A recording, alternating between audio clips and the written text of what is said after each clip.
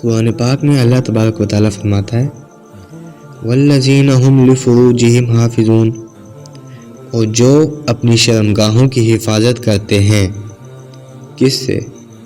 کہ اپنی جنسی خواہشات کو پورا کرنے کے لیے کوئی ناجائز طریقہ اختیار نہیں کرتے۔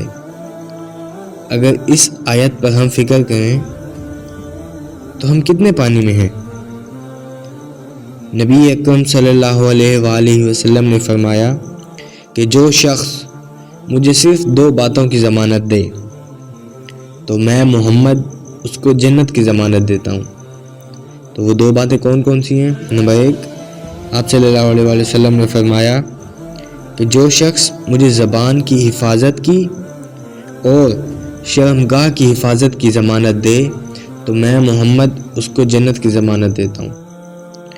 سورۃ المومنون کی آیت نمبر 5 میں اللہ تعالیٰ نے واضح فرمایا ہے اور وہ اپنی شرمگاہوں کی حفاظت کرنے والے ہیں، اپنی خواہشات کو ناجائز طریقے سے پورا نہیں کرتے۔ وہ اس آیت میں ان مومنوں کی بات کی جا رہی ہے جو جنت الفردوس کے وارث بننے والے ہیں۔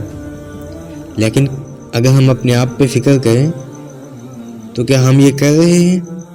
بالکل نہیں۔ آج کل کی مثال لینے ناؤ ڈیز، آج کل یونیورسٹیز میں نامحرم ایک دوسرے کو دیکھتے ہیں، ایک دوسرے کے ساتھ بیٹھنا اٹھنا بیٹھنا ملنا ہر چیز عام ہو چکی ہے۔ یہاں تک کہ لڑکے اس قدر ترس چکے ہیں کہ ان کو کوئی نامحرم ملے جو ان سے بات کرے، جو ان کے ساتھ ان کے دل کا حال پوچھے، ان کو ہائے ہیلو فضول میسیجز کرے، ان کے ساتھ ٹائم سپینڈ کرے۔ کیا یہ مسلمان ہیں؟ ہم ایسے کریں گے اپنی شرمگاہوں کی حفاظت؟ ناؤ ڈیز ایک لڑکا ایک لڑکی کی دوستی ہوتی ہے، ان دونوں کا مل جل کر بیٹھنا، ہنسی مذاق آپس میں، ہینڈ شیکس ہو رہے ہیں، برتھ ڈے پارٹیز میں آیا جا رہا ہے، آئی لو یو کے میسیجز ہو رہے ہیں، گفٹ ایکسچینج ہو رہے ہیں، ویلنٹائن ڈیز منائے جا رہے ہیں۔ ان سب کے بعد کیسے ہم اپنے نفس کی حفاظت کر سکتے ہیں؟ کیسے ہم اپنی شرمگاہوں کی حفاظت کریں گے؟ شیطان کا تو کام ہی یہی ہے، وہ تو مسلمان سے کروانا ہی یہی چاہتا ہے، بس اس طرح انسان سے زنا ہو جائے۔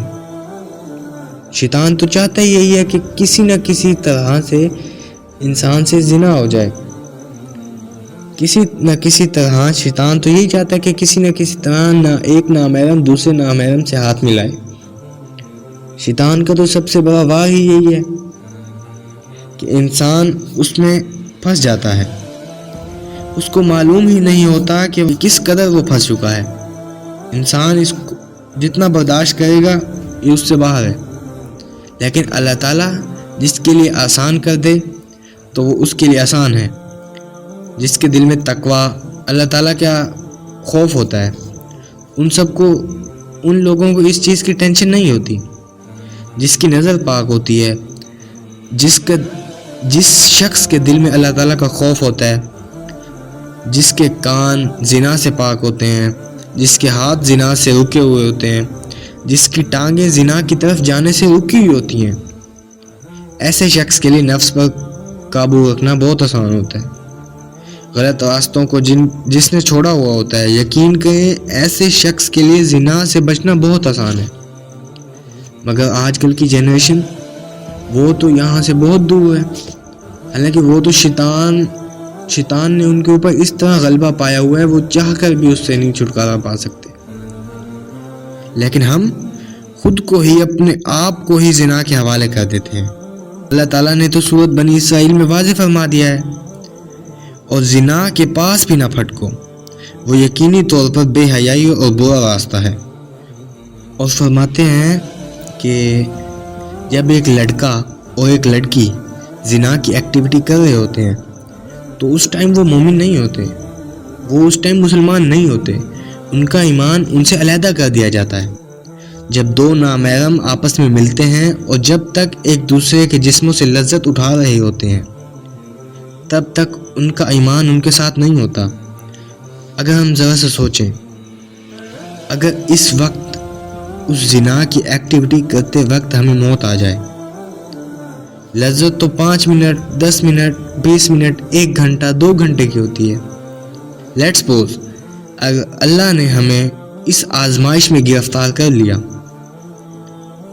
مینس کہ ہم زنا کر رہے ہیں اور اسی زنا کی ایکٹیویٹی کرتے ہوئے ہمیں موت آ جائے.